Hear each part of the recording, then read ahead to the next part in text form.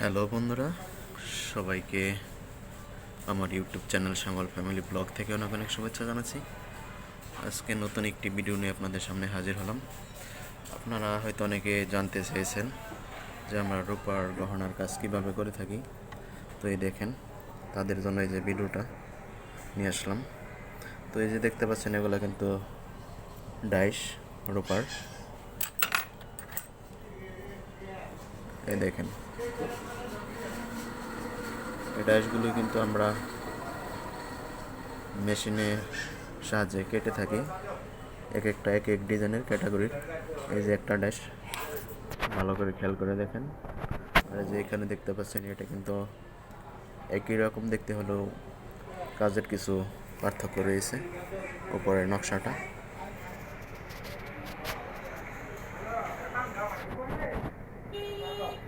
তো ভিন্ন ভিন্ন ডিজাইনের কিন্তু ডাইসগুলি কাটিং করা হয়। যে যেভাবে ডিজাইন পছন্দ করে সেই ডিজাইনের আমরা বানিয়ে দেওয়ার চেষ্টা করি।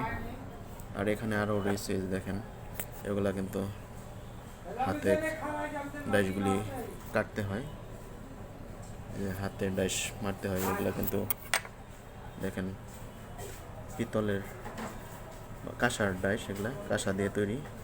তো এটার ভিতরে কিন্তু বিভিন্ন রকমের ক্যাটাগরির ডিজাইন রয়েছে। যে যেটা আসলে পছন্দ করে, পছন্দ অনুযায়ী কিন্তু আমরা নুপুরগুলা বানিয়ে থাকি, ডিজাইনগুলি করে থাকি। এই যে একটা দেখতে পাচ্ছেন, একটা লাভ ডাইস, লাভের ভিতরে। আর এখানে দেখেন আরও বিভিন্ন রকমের ডাইস রয়েছে। তো আসলে যে যেটা পছন্দ করে সেটা আমরা বানিয়ে দেওয়ার চেষ্টা করি।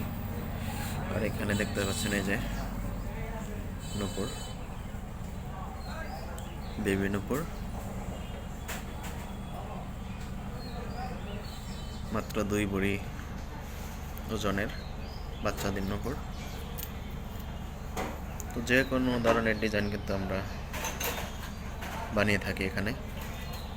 স্বর্ণ, রূপা সবই কিন্তু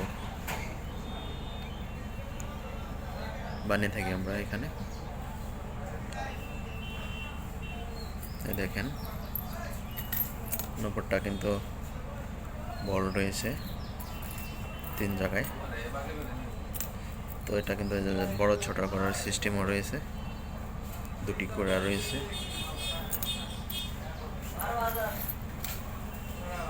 তো এই ছিল আজকের মতো ভিডিও।